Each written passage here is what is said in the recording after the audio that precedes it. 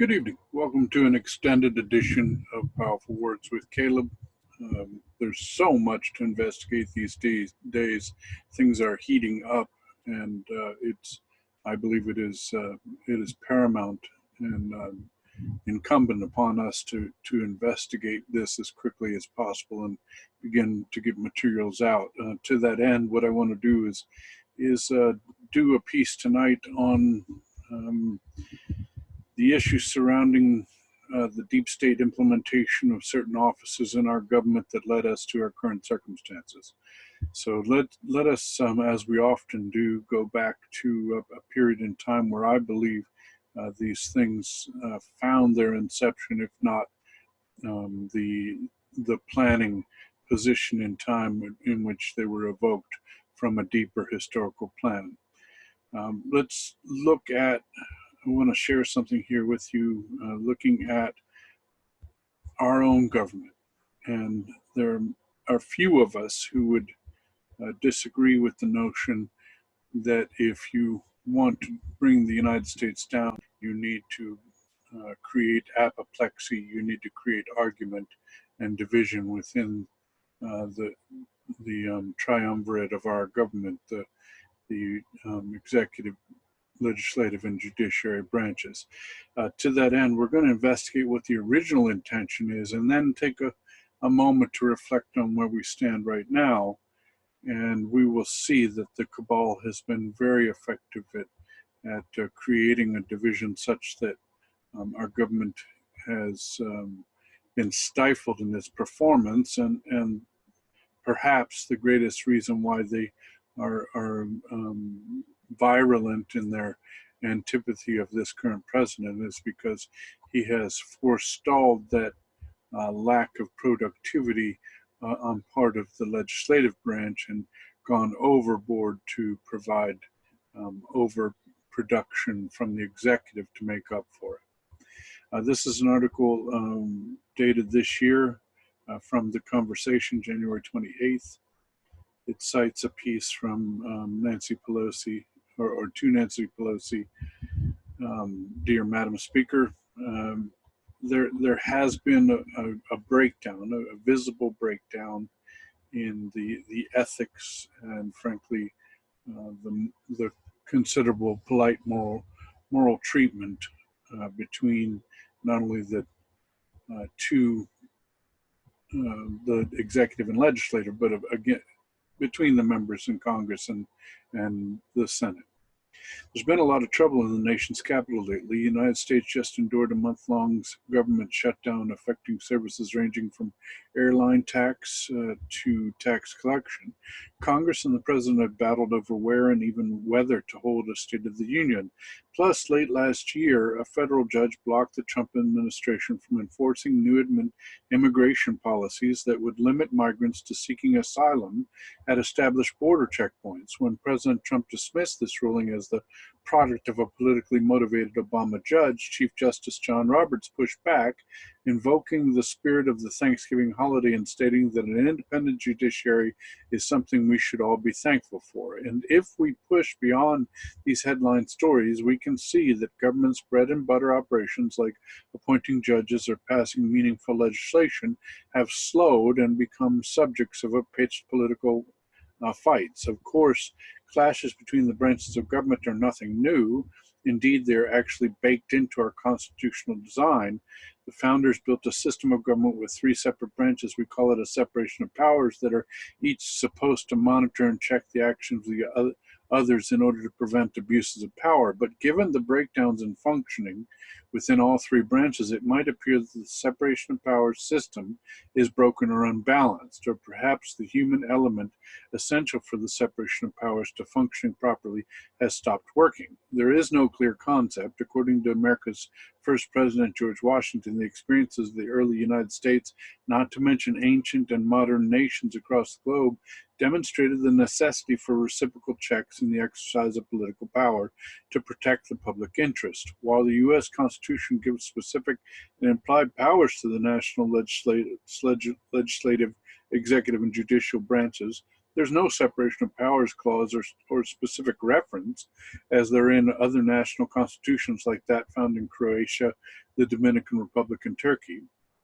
The framers of the U.S. Constitution had varying ideas about what our separated powers are designed for. I've conducted research on the separation of powers showing that there's also no clear consensus among contemporary judges or scholars either. Still, there are a few broadly accepted features of our separated power system. Most people see separation of powers as the federal government's division into three branches: legislative, executive, and judicial, each with a specific job. Scholars and other constitutional experts note that this division of power is mixed and somewhat messy.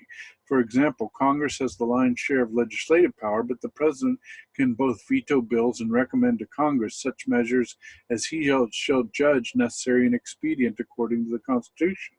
The untidy power sharing is supposed to avoid what founding father James Madison called the very definition of tyranny: all power in one set of hands. That means we give ambitious politicians tools that bring them into conflict as a way of limiting the power of any one person or branch.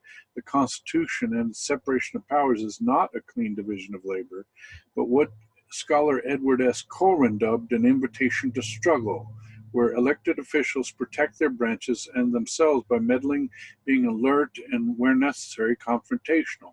In other words, what's supposed turn the Constitution in what poet James Russell Lowell called a machine of that would go of itself. Its set of rules and organizations fueled by certain kinds of behavior among those in power to make that system work.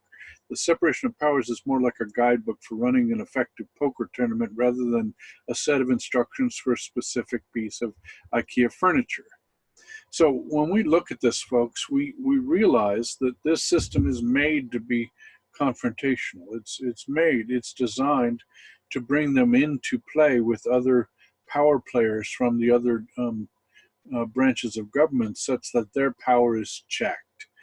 However, if we get into a circumstance where there is a fourth branch of government, a dictatorial branch of government that's funding the entire operation, the idea of a special interest branch of government that is paying to legislate, paying to get judiciary responses, and paying to get executive response based upon their donations, then this system of government begins to break down. And that's what we were warned of in the Federalist Papers. That was what we were warned of by Hamilton and Madison and many others. And that is what has occurred, is now we have a branch of unelected officials, as we've seen at the recent impeachment trial, where there were unelected members sitting next to congressmen telling them when to bang the gavel or what to say, or actually involved in asking questions. That is not part and parcel of this triumvirate government that was established, that was to keep each branch in check and authority. We have now been infiltrated by a fourth branch, a branch, you can call it the cabal, you can call it the SES, you can call it the bureaucrats, you can call it the deep state, you can call it the funding mechanism or the donators, or as Hamilton referred to it, the idea of special interests taking over our government. But that's what's occurred, and because that's what's occurred, what we've found is that we're sitting in a spot right now where any attempts to resurrect that balance of power is met with vitriol, with assault, and with legal attack. And that's what we're seeing with regard to this latest impeachment, because not only is the executive branch utilizing its full authority and making overbalancing for the lack of productivity on the part of the legislative branch, but now the executive branch has filled some 190 empty judiciary seats that were meant to deflate the power of the judiciary. And the judiciary, let's be frank, often acts as the controlling authority when there's an argument between the executive and the legislative branch. The judiciary gives a ruling, and that balances out the powers. So if the judiciary is filled with ideologues or filled with those paid members and contributors that have received their blessing from this deep state or contributory mechanism of a fourth segment of our government, then you fall into the problem that the legislative and the executive branches are never balanced, or they're allowed to run outside of balance. So what does this create? Well, what this creates, and I've looked back as far as 1955 to estimate, and I believe it was after the war. The war ended in 45, World War II. I believe a real effort um, to visibly take down our government began in the late 40s and into the 50s, and we have voices that were stepping forward, attempting to right the ship.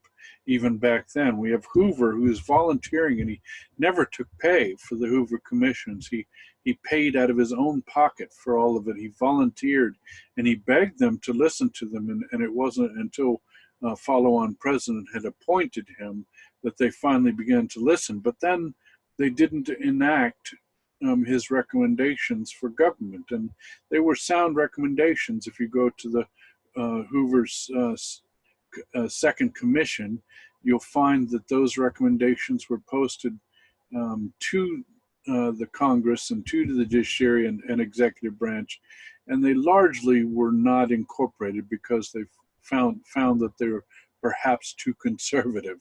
So you got an idea of who was ruling the government at that time.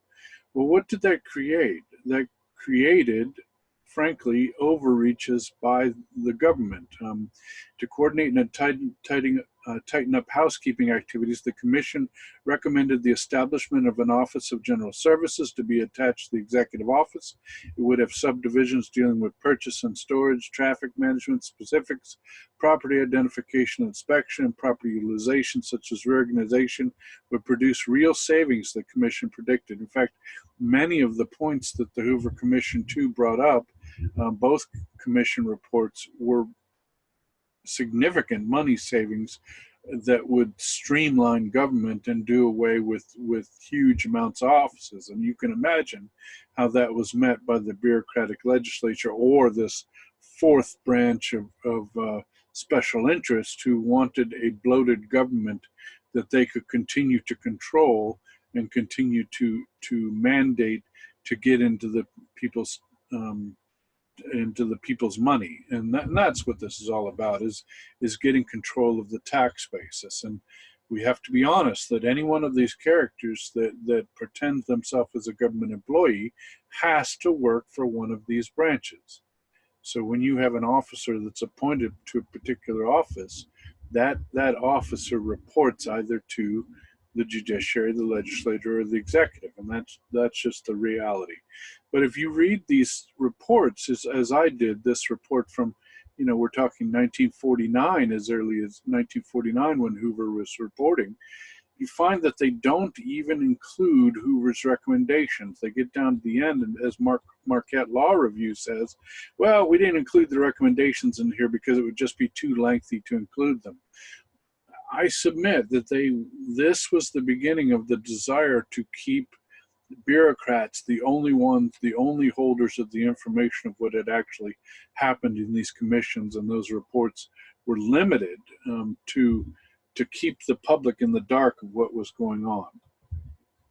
So as we went through time, and we remember that if we're in 1949 and we've got a Hoover Commission, and we're in 1955 and we've got another commission report, we know that MK Ultra was happening in 1953. So, we look at the same time frame where many of these recommendations were to bring the intelligence groups into line and to restructure the government so that the executive could have greater control, or that the legislature could have greater oversight, were sidestepped.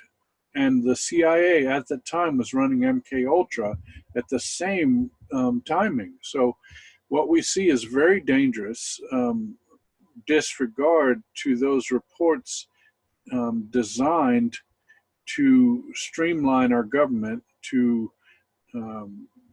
perhaps, pare it back, perhaps limit the growth of government so that we would at some point have, have a functional government. Well, this all leads up to today, but it leads up to today in a circuitous route, because in 1955, in that second Hoover report, it is recommended that we have an office of the DNI, that there is a direct national intelligence officer that reports to the president, and that brings all the intelligence under one umbrella, the military and many of the other functions in the U.S. government, but it's ignored. And it's ignored because they didn't want to give the executive the pure oversight of intelligence. They wanted it to remain in Congress, but even in Congress did a very strange thing, as we will see, with regard to the inception of what we call the FISC court. And so let's look at how that was created. And now I brought up one document that's really relevant to our understanding of where we currently reside, because in 2004, John Negroponte, who was the first ODNI appointed by George Bush, claimed that he needed to start what they call red teams. Now, red teams were people outside of the government, you get it, think tanks, military intelligence, bureaucrats, think tanks, to review intelligence material along with the Office of Defense, Director of National Intelligence, to determine the best way forward. So now they've invited lifetime career bureaucrats into the process of intelligence. And it was less than days after Negroponte took the office that this occurred. So now we've got red teams, and I'll read this. The red team completed its assessment in early August 2004, providing Casey and Negroponte a picture of dangerous and growing Sunni rejectionist insurgency. It also furnished the basis for the joint mission statement for both the MNF-1 and the U.S. Embassy for their common objective to help the Iraqi people build a new Iraq at peace with its neighbor and deny Iraq as a safe haven for terrorists. The political security and economic tasks that would be necessary to achieve the goal required delineation and integration. And then on page 210, recent experiences Ambassador to Afghanistan, it also matched the conclusions of another red team study that an independent civilian military group conducted to inform consultations between the ambassador and Casey as they mapped out their updated mutual way ahead. Khalilzad understood the necessity of building the Iraqi government or Iraqi capacity for governance at local levels, and he worked with Casey to improve the operation of the provincial reconstruction teams. Announced his initial assessment on page 198. First, the ongoing campaign planning begun before his arrival would continue. Second, he and Negroponte agreed to create a red team of, listen to this, of American and British military intelligence and diplomatic corps members.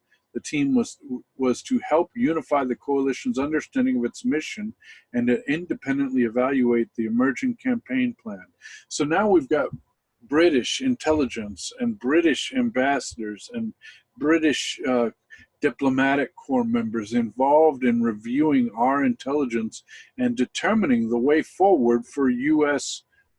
Policy. So very dangerous. And then when we look with the advent of the Atlantic Council, which feeds that same policy, we begin to understand where these red teams are located. The Atlantic Council in D.C., these bureaucratic heads, these deep state members who are external to intelligence and now have been given access to our raw intelligence data so that they can determine policy, which is a very dangerous step in U.S. policy. And this happened under George Bush's watch just prior to Obama coming in. So it designates a point in their planning when they believed that they had finally achieved a state at which they could control the outcome of the intelligence cooperation, and finally appointed the ODNI that had been recommended by the Hoover Commission in 1955. So now we're looking at 2005, and 55 was when it was recommended. So, you know, I ask you, what took 50 years to respond to the Hoover Commission's recommendations? I would give to you that they were waiting for the appropriate time to evoke that office so that they would have the appropriate person and the appropriate power and authority that they didn't have back in the 50s. And so they waited us out.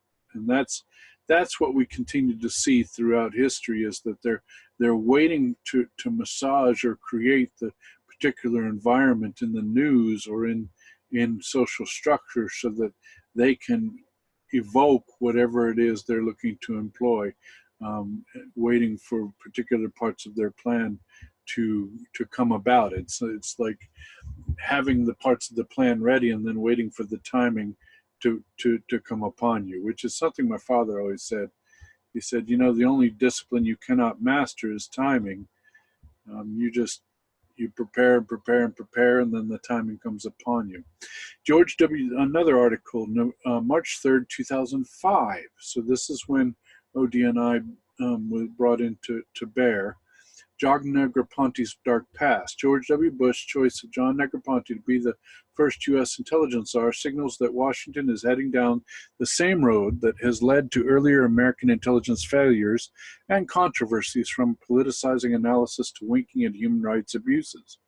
Although Negroponte's nomination is expected to sail through the Senate, one question that might be worth asking about his tenure as U.S. ambassador to Honduras from 81 to 85 is, were you oblivious to the Honduran military human rights violations and drug trafficking, or did you just ignore those problems for geopolitical reasons?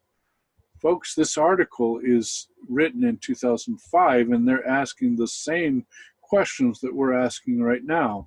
Negroponte either oversaw a stunningly inept U.S. intelligence operation at the embassy of Tegucigalpa, missing major events occurring under his nose, or he tolerated atrocities that included torture, rape, and murder while slanting intelligence reports to please his superiors in Washington. And I believe it's even worse than this reporter is claiming, that they only leave you two options. I believe that the option is that they were in deep state planning, and they were planning these guerrilla efforts because they were planning to use them to bring down the United States. Whichever it is, incompetence or complicity, it's hard to understand how Negroponte, the current U.S. ambassador to Iraq, can be expected to fix the intelligence flaws revealed by Bush administration's failure to connect the dots. I've scrolled a bit too far. Bear with me.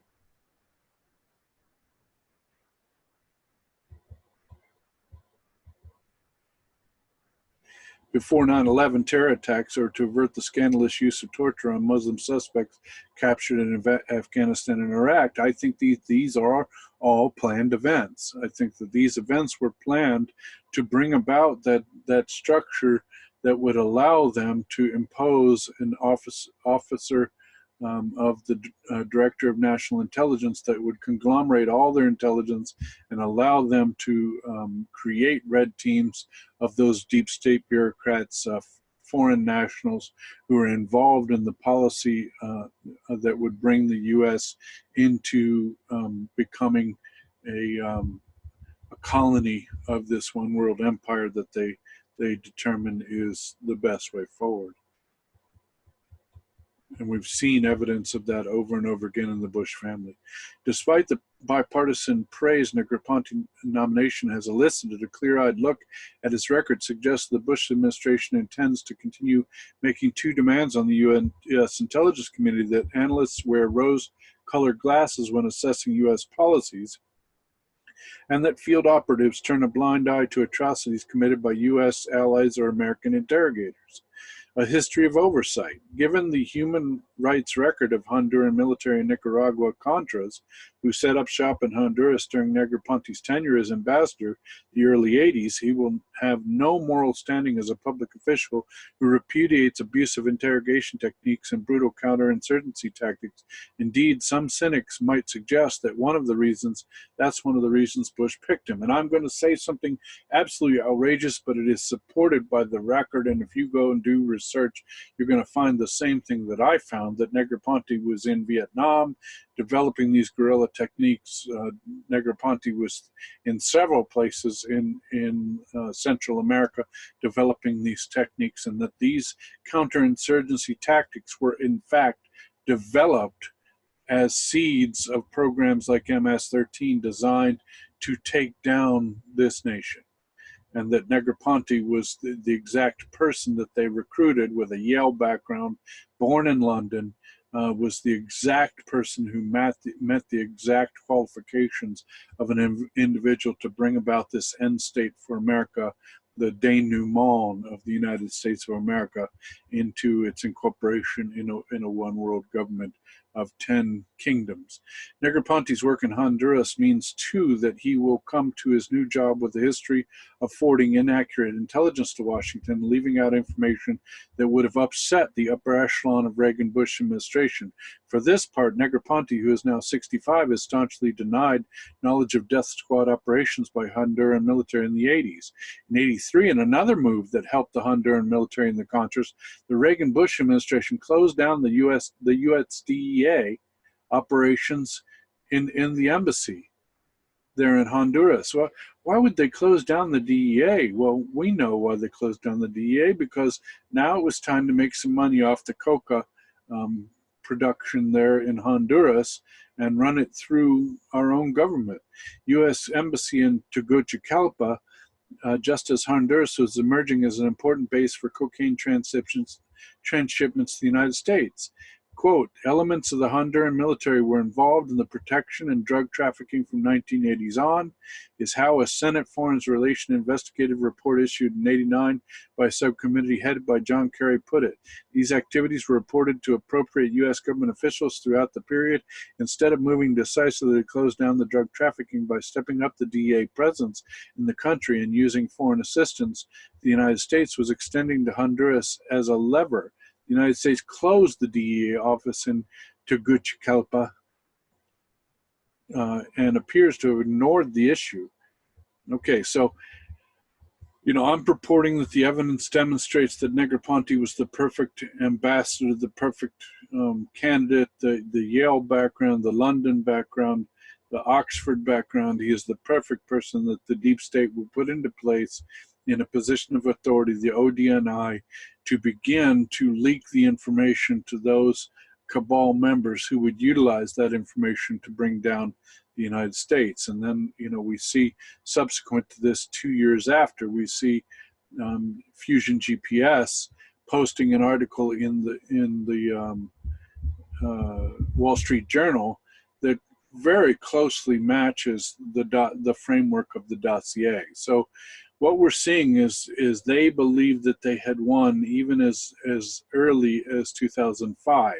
They believed that the time had come for them to evoke the last steps of bringing down America.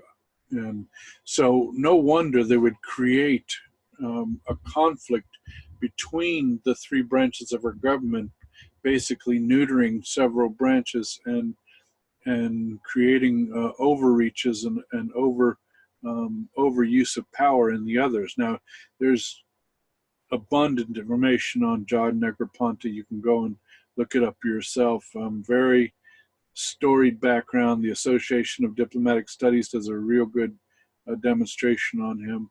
And they ask the real questions, the questions that need to be asked of an individual in that position as to why he was in that position.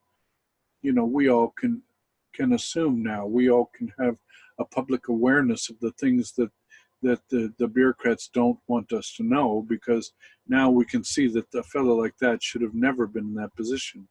Created in the wake of the September 11 terrorist attacks, the Director of National Intelligence serves as the top intelligence official in the United States government. The DNI oversees what is known as the intelligence community, which consists of more than a dozen civilian and military agencies that collect information on threats against the United States. The 16 agencies include Air Force Intelligence, Air and Army Intelligence, Central Intelligence Agency, Coast Guard Intelligence, Defense Intelligence Agency, Department of Energy, Department of Homeland Security, Department of State, Department of the Treasury, Drug Enforcement Administration, Federal Bureau of Investigation, Marine Corps Intelligence, National Geospatial Intelligence Agency, National Reconnaissance Office, National Security Agency, and Navy Intelligence. So what we're dealing with is this one office, this one boss, this James Clapper, this John Negroponte would be in charge of all the intelligence operations. And John Negroponte was the one that created the counterintelligence office of the FBI that was, quote, supposed to bring together all of their intelligence here for a domestic insurgents protection. But here's the weird thing. That office was never manned. They created it in name only. They even created a website, folks, in 2008, and then never manned it. And you know who finally manned it? President Trump last year. Finally opened up the counterintelligence and counterinsurgency operations of the FBI. That certainly looks to me as if they're neutering the FBI so that these other intelligence agencies can basically take over and perform the FBI's mandate in counterinsurgency without any interruption, because, quote, that now the FBI counterinsurgency czar office exists, but they did nothing.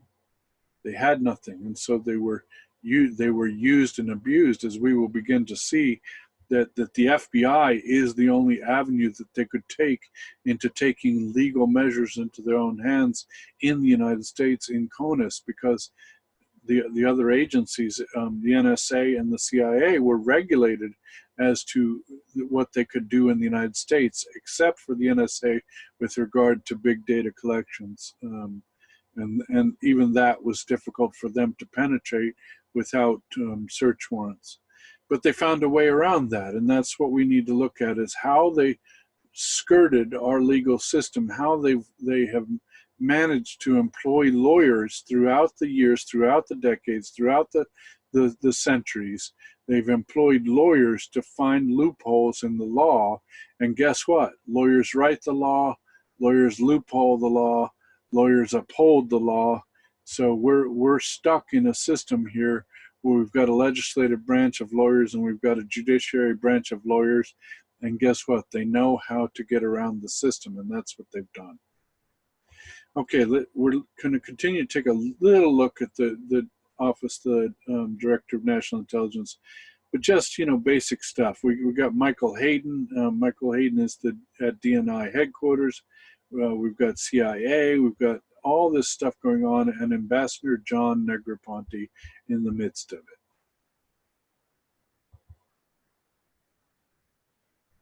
Okay, enter the Heritage Foundation. What their review of this circumstance was. We're going to take a look at how they have depicted this era. This is an article written on April 24th, 2006. Last Thursday, Director of National Intelligence John Negroponte had a chance to appease his growing chorus of critics. He failed. The crowd for the speech at the National Press Club in Washington, D.C. expected the DNI to mark the end of his first year in office by regaling listeners with dazzling stories of cloak and dagger successes on the battlefields of Iraq or in the shadows of the War on Terror. Instead, he lulled them to sleep with the fusty tales of management and bureaucratic triumph. Go figure. That was his role. He was a bureaucrat's bureaucrat. He was supposed to befuddle the system and to bring about the destruction of the United States. The best Negroponte could muster was a detailless anecdote about how he, in his role as the new intelligence czar, had made a critical decision to broke an impasse over the future of nation's spy satellite architecture. Some pundits seized the opportunity to wield Negroponte as the latest political appointee truncheon with which to pummel President Bush. In fact, though, the speech shows that he kept his eye on the fusty bureaucratic ball. That was his job. Wait. His job was to be a bureaucrat? I definitely disagree. The problem is that not that Negroponte is failing. In fact, the DNI is doing a good job in serving as the president's primary intelligence advisor while undertaking what President Bush called the, quote, most dramatic reform of our nation's intelligence capabilities, end quote, since 1947. 1947, folks. That's when this was. This is when you hear these words that, you know, we're convening a panel to discuss the reform of government. Turn the channel off, run like heck, and fire your congressman, because this is what the same word they gave us in 1947, that they were going to convene a committee to investigate the potential reforms of the U.S. government so that it functions properly, and the reform of intelligence. That's what they've been saying for 70 years now, over and over. And I'll show you that. Our expectations are wildly excessive. In fact, the DNI is not supposed to be the reincarnation of Wild Bill Donovan, founder of the heralded World War II Office of Strategic Services. I might add a British-approved appointee who served the British and served their needs for developing the CIA through the Office of Strategic Services, which became the CIA shortly thereafter. And Donovan was their head, the beginning of the CIA. Negroponte's job, let us just say, a bit more mundane. The mission of the Office of Director of National Intelligence mission is pretty unexciting. Managing the intelligence budget, ensure coordination and promotion, information sharing among intelligence communities, agencies to provide the best intelligence available to lawmakers. Let us be very, very clear, folks. If the idea behind government is to become large enough, and the idea behind special interest is to have enough leverage to get into the taxpayer dollars coffers, then you need, the only way to control fully the intelligence community is to have one person in charge of their budget. And that's what this person is. You're now involved in the management of the intelligence budget. If they control the purse strings, they control, just like Congress does, they control the purse strings of intelligence. But this person reports to the president, or so they say. If this person has outside members from foreign governments looking at our raw intelligence and working on red teams outside of the government, does this person answer to our president alone? The second recommendation of the 9/11 Commission that may be germane to improving congressional oversight of intelligence was to give the House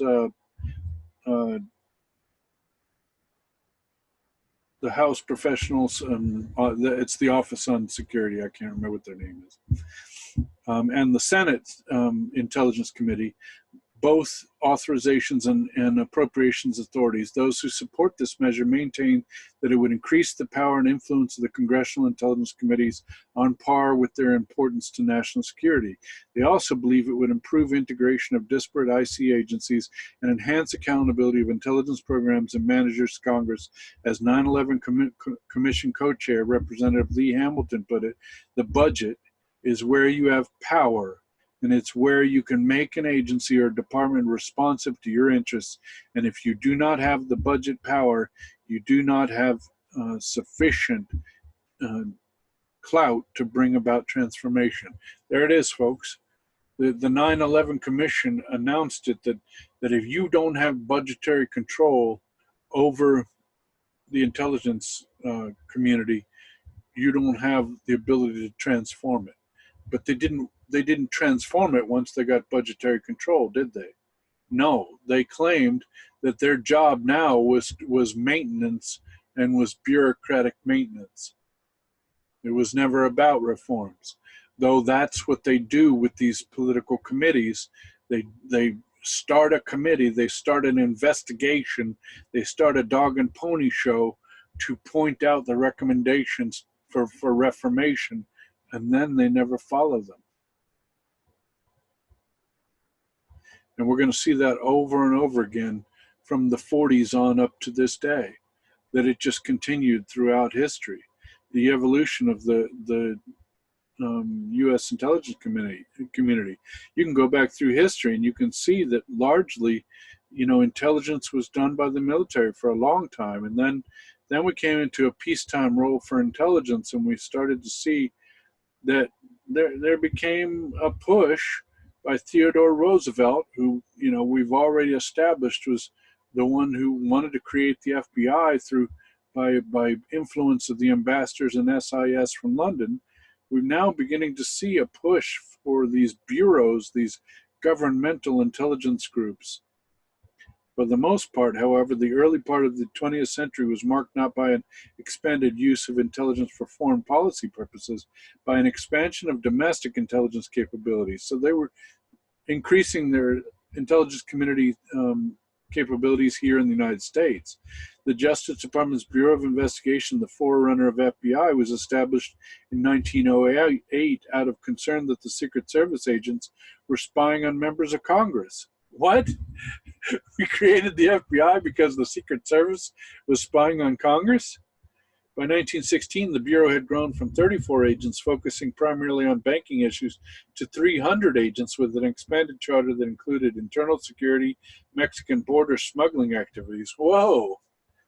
They were in charge of Mexican border smuggling activities as early as 1916? Ah, that is an interesting point.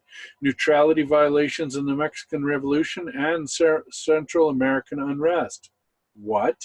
The FBI was in charge of Central American unrest?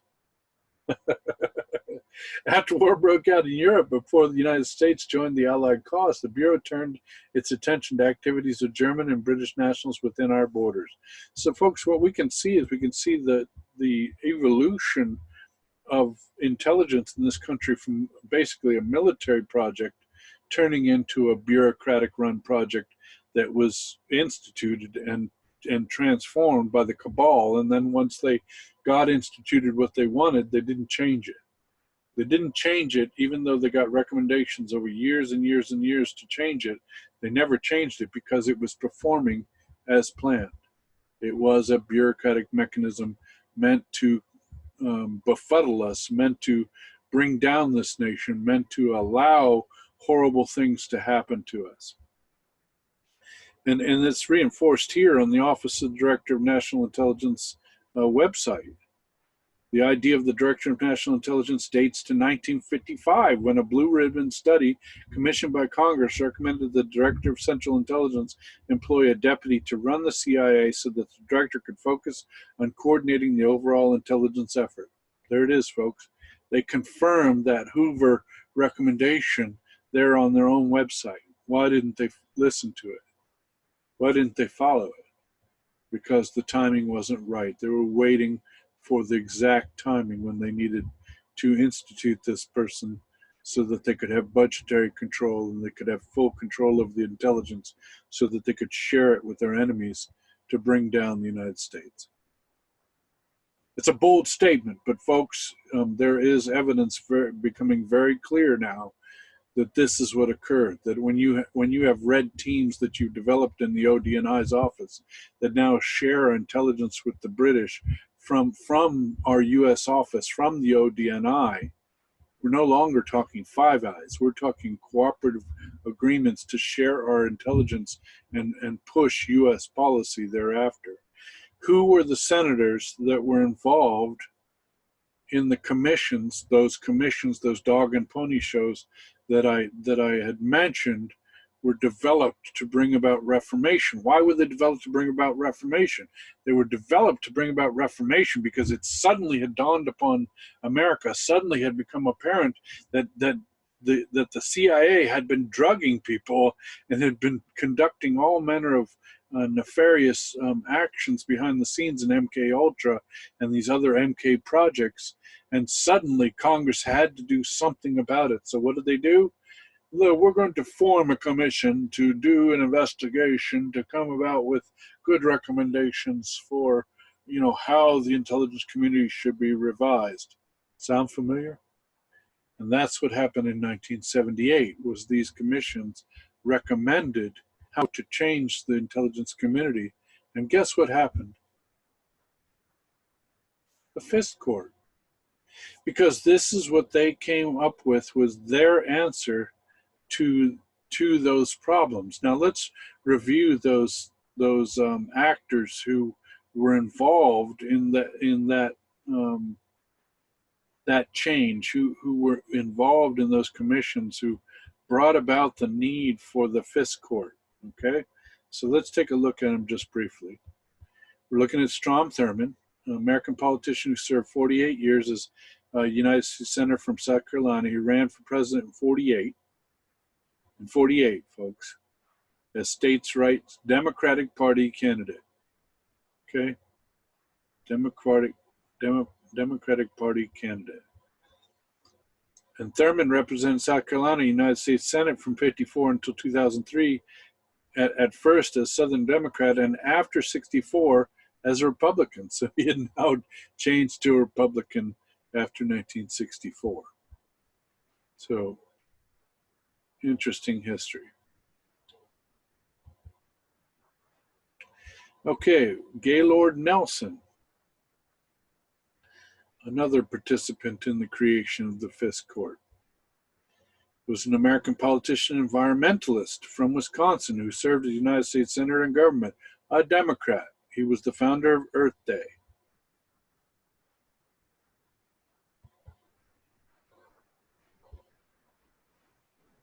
Called himself an environmental activist.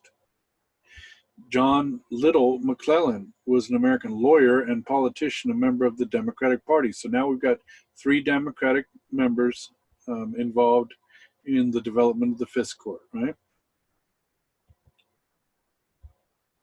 Oh, excuse me, 1 Democrat who became a Republican after 64. Charles Mathias was a Republican member of the United States Senate representing Maryland from 69 to 87, who was also a member of the Maryland House of Delegates from 59 to 60. And after studying law and serving in the United States Navy, another lawyer, he was in Western Maryland. And, you know, I grew up in Maryland. I'll tell you what, very, very liberal environment. Even those who were conservative, we were forced to remain silent at risk of bodily harm. Funny things that go on in America, huh? Okay, Daniel Inouye served as United States Senator from Hawaii, Democratic Party. He was President pro temp of the United States Senate. You know, interesting characters. Medal of Honor winner. Very interesting characters we're dealing with here. Very storied history. Walter D. Huddleston, an American politician, another Democrat from Kentucky who represented the state United States Senate. So we've got what, 6 Democrats now? 5 Democrats?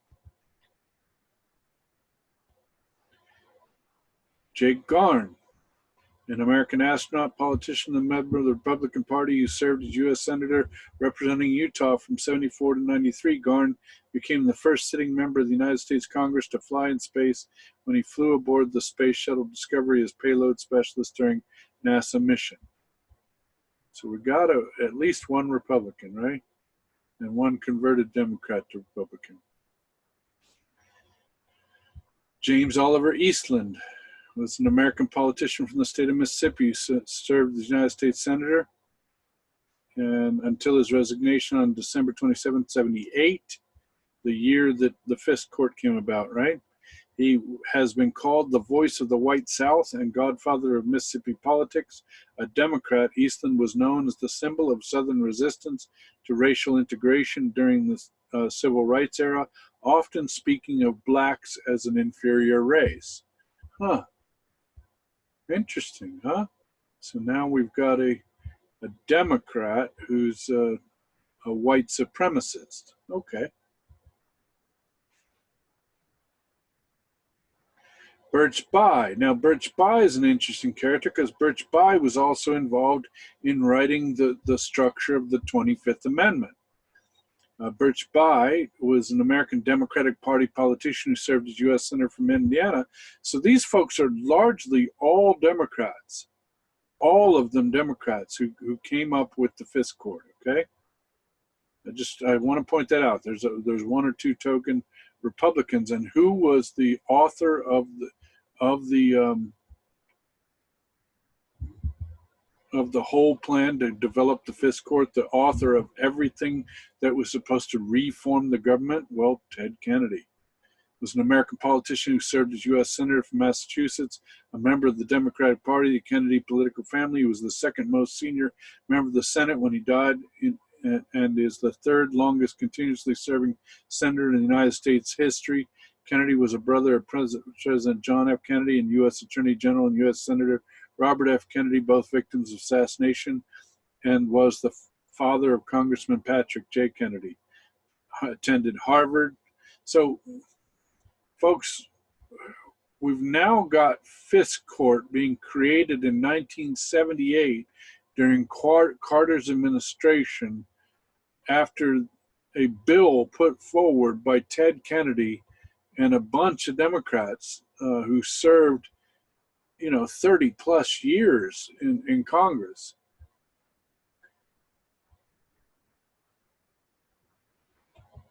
The reason I have a United States Attorney General there is because the United States Attorney General is one of the people who can evoke the issues in FISC, who can apply for warrants under there.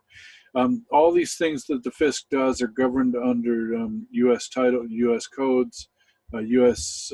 Code Subchapter 1, Electronic Surveillance.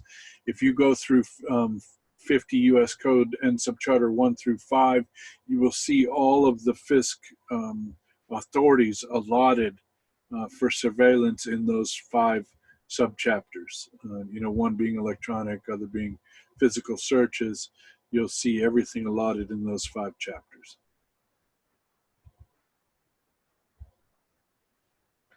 Okay, why did this come about? It came about because there was that Dog and Pony show by Frank Church. Okay, so we got Frank Church. He's holding, we're convening Congress and Senate to investigate what was going on here so that we can come up with recommendations to change the intelligence community. And Frank Church was an American lawyer and politician, a member of the Democratic Party. He served as United States Senator from Idaho from 57 to 81. He is known for heading the Church Committee, which investigated abuses within the United States intelligence community. Okay, so that's his claim to fame. That is, his reason for being in the Senate was to create the FISC court, and he's a Democrat. And I go figure, is he going to listen? He gave his recommendations to who? Teddy Kennedy? And we've got Sam Ervin, who's holding the other end of this investigation. Was an American politician, a Democrat. He served as U.S. Senator from North Carolina from 54 to 74, native Morganton. He'd like to call himself a country lawyer and often told humorous stories in his southern drawl. So he was a defender of Jim Crow laws and racial segregation as the South's constitutional expert during the congressional debates on civil rights. So here's a Democrat again in favor of Jim Crow laws and racial segregation, and yet the Republicans are continued to be, claimed as some kind of racist. But here's the real racists, folks, and they're the real racists who were in charge of doing the investigation into our intelligence community to determine the transformation that was supposed to come about by creating the FISC court, which was signed by Jimmy Carter. Well, what did they create? They created what's called the Foreign Intelligence Surveillance Act. That's what Kennedy created. That's what they created, which created the FISC court. Now, if you go down this, it is really an interesting document on Wikipedia, because this is just amazing that this was brought about, that we didn't as the people stop this, but I guess we had enough of their false terrorism to believe that we needed to give in to the fear and allow them to do this. The FISA resulted from extensive investigations by Senate committees into legality of domestic intelligence activities. These investigations were led separately by Sam Ervin, Frank Church in '78 as a response to President Richard Nixon's uses of federal resources. Now they're saying it was because of Richard Nixon's impeachment. That's an interesting idea. From my understanding, the church stuff was evoked because of the excesses of the CIA and MK Ultra. But here Wikipedia is saying it's because of President Richard Nixon's uses of federal resources, including law enforcement agencies to spy on political and activist groups. Interesting. The act came into public prominence in December 2005 following publication by the New York Times of an article that described a program of warrantless domestic wiretapping ordered by Bush administration and carried out by the National Security Agency. Since 2002, a subsequent Bloomberg article suggested that this has already begun by June 2000. Okay, hang on. You've now got Bush misusing FISA, misusing the FISC as early as 2000. But an article comes out on it in 2005. When was Negroponte appointed? 2005. Folks, we have to start seeing what they're doing. It's cover-up beyond cover-up beyond cover-up. And the FISC is very clear as to who it authorizes. The president may authorize through the attorney general electronic surveillance without a court order for a period of 1 year. Well, that means the president has to contact the attorney general, and the attorney general is the only one who can apply for this. So Loretta Lynch is not removed from culpability by anybody else applying for a FISA because she is the sole representative that can do so or annotate someone who can apply for it. So if Rod Rosenstein applied for it, he had approval by Loretta Lynch. And Loretta Lynch subsequently had approval by the president because the president may authorize through the attorney general. It's said right here, and we're sitting out here wondering if Obama is inculcated. Well, he's inculcated by the nature of FISA. Quote, foreign powers means a foreign government, any faction of foreign nation not substantially composed of U.S. persons and any entity directed or controlled by a foreign government. The definition also includes groups engaged in international terrorism and foreign policy or political organizations. The sections of FISA authorizing electronic surveillance and physical searches without a court order specifically exclude their application to groups engaged in international terrorism.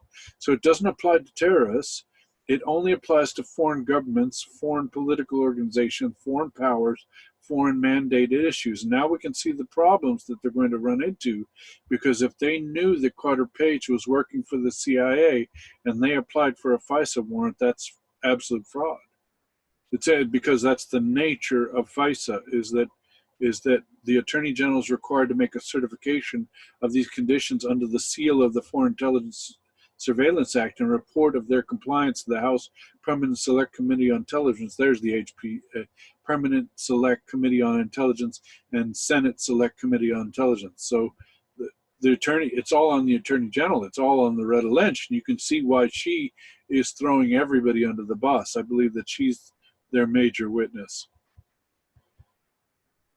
Okay, alternatively, the government may seek a court order permitting the surveillance under the FIS court approval of FISA application requires the court provide probable cause that the target of surveillance be a foreign power or an agent of the foreign power. So you can see they had to have Carter Page be an agent of the foreign power because they couldn't even apply for an application for a warrant without him being an agent of a foreign power.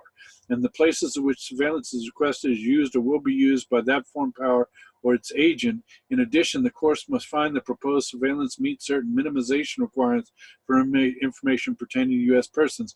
They can only take that bit of information about U.S. persons that is applicable to this probable cause. And yet they were given broad scope to look into everybody's information, and that again is a major violation. The act created the Foreign Intelligence Surveillance Court, and enable it to oversee requests for surveillance warrants for federal law enforcement and intelligence agencies, primarily the FBI and the NSA. So the CIA had to get the FBI involved. They had to get the NSA involved because that's who uses the FISA court, because the CIA's mandate is overseas. So you can see Brennan had to dupe the FBI or get the FBI involved willingly, or he could not apply for the warrant against suspected foreign intelligence agents inside the U.S. The court is located within the E. Barrett Prettyman United States Courthouse in D.C. The court is staffed by 11 judges appointed by what? The Chief Justice of the United States to serve 7-year terms. So Chief Justice Roberts appointed all of these people in the FISC court. He is a witness to this case. He can no longer preside over any impeachment in the Senate. That is why they're not sending these articles of impeachment over to the Senate, because they realized if they do, Chief Justice Roberts has to step down, and who's going to take his place? Justice Thomas, Justice Gorsuch, Justice Kavanaugh. If they do, abortion is done. If he steps down and Justice Thomas takes his place, he will be the first Chief Justice of the Supreme Court, an African American Chief Justice of the Supreme Court during Trump's service as president. Pretty much election guarantee at that point, right?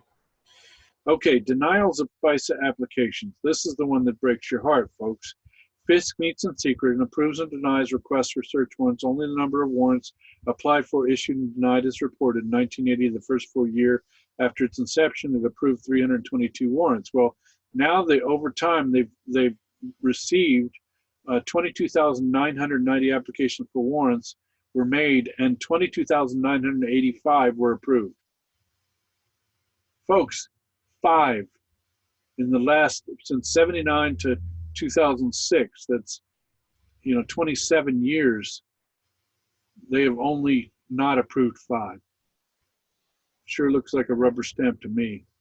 In addition to electronic surveillance, FISA permits the physical search of premises, information, material, or property used exclusively by a foreign power,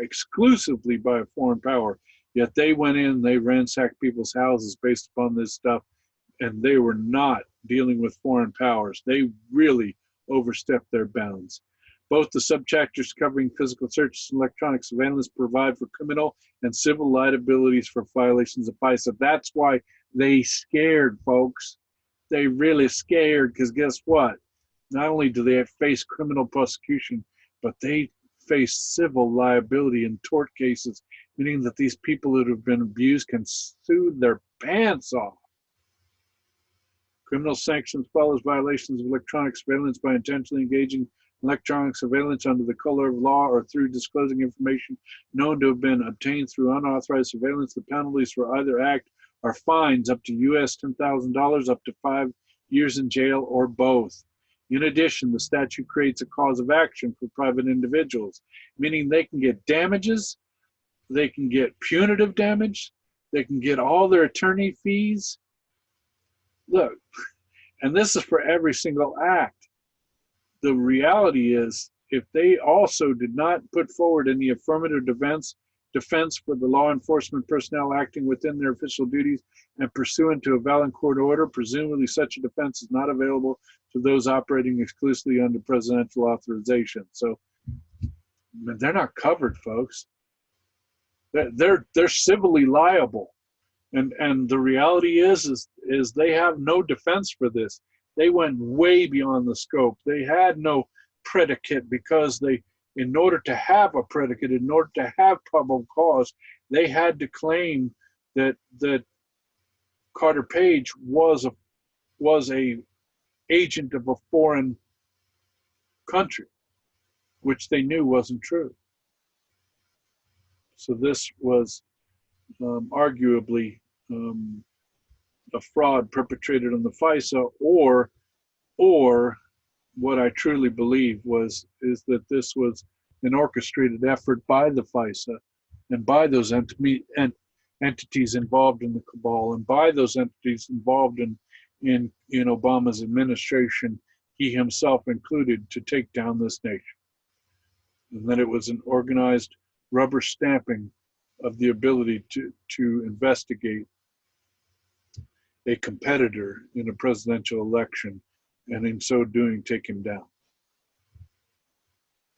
And that's where the evidence points, folks. That's what the evidence looks like, and they are civilly liable, which means that I'm just going to go say it. The reason why President Trump has not pardoned General Flynn is because General Flynn is going to be pardoned by the Supreme Court, because they are in charge. Chief Justice Roberts oversees this FISC court. It's not overseen by the Congress. It's overseen by the Supreme Court. And because they oversee this, and because this has to be goes through the Attorney General, through the President, this is a real cluster, folks. This is going to explode in their faces. It's going to make all of them criminally and civilly liable, and it is going to pay General Flynn and others, Carter Page and others involved, it's going to pay them a 7 or 8 figure payday.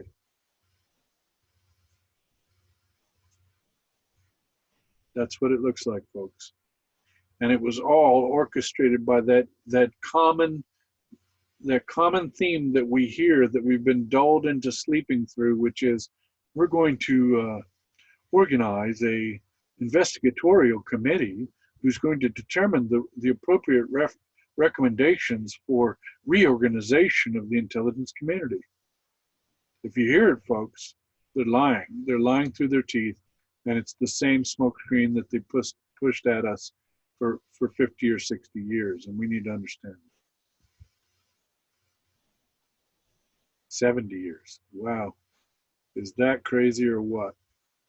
Well, I'm going to stop the share now. I've thrown a lot of information your way. The reality is,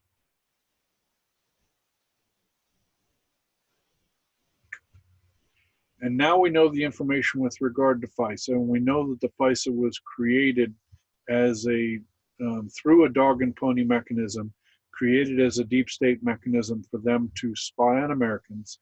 It's very clear. And it was reorganized by Republicans, Bush and others, to give one person control over all of the intelligence community, so that they could be shared with foreign operatives and red teams, so that they could collectively determine U.S. policy. And then you have the intrusion of things like the Atlantic Council and George Soros and all of this. And what we've seen, folks, is an orchestrated plan that has been played out over hundreds of years. And it's in its final moments. And praise God, it's been interrupted for the purpose of us being aware and being made aware of this, and being able to step in and watch the Lord fight for us and give us back this country if we want it. If we will be the righteous stewards of a country that's been given us by God, and that we will be the righteous, vigilant stewards of a free nation that needs that type of maintenance. So I appreciate your time. I'm sorry to throw so much information at you in such a short time, but again, it's this is the time we need to know. We need to understand where the FISC court came from. And I myself am continuing to call my congressmen and senators, and call upon anybody that I can, and educate anybody I can, to the fact that the FISC court is the development of a democratic plan to investigate Americans. And that's what it's about. And it removes the ideas of due process. It removes the idea of amicable defense. It removes the ideas of discovery. It removes the idea of constitutional protections from overreaches of the government. It is an un-American ideal. And so I call for its abolishment immediately. And that's what I would ask my fellow Americans to do as well. The FISC court is a violation of our privacies, and it is un-American. And I equally ask that we begin to ask our congressmen, or demand of our congressmen and senators, that they stop the collection, the broad-based metadata collection of all of our phone calls, all of our emails, all of our searches. This stuff must stop, because it can be used at any time to blackmail any of us, or to go back and dredge up information that they believe is useful in a court of law, to manufacture an indictment, manufacture crimes of their own invention. Folks, we need to protect ourselves. And at this point, the whole reason why this government was formed in the way that it was formed was to protect the people against the usurpations of a tyrannical government. It sure looks like we have that tyrannical government now. You decide. I'll give you the information as much as I can find, as much as the Lord provides me. And I pray that you make that you visit with the Father, and you make those decisions based upon what's in your heart and the information that you have. And I ask for spiritual guidance for you all. I thank you, and I appreciate your time.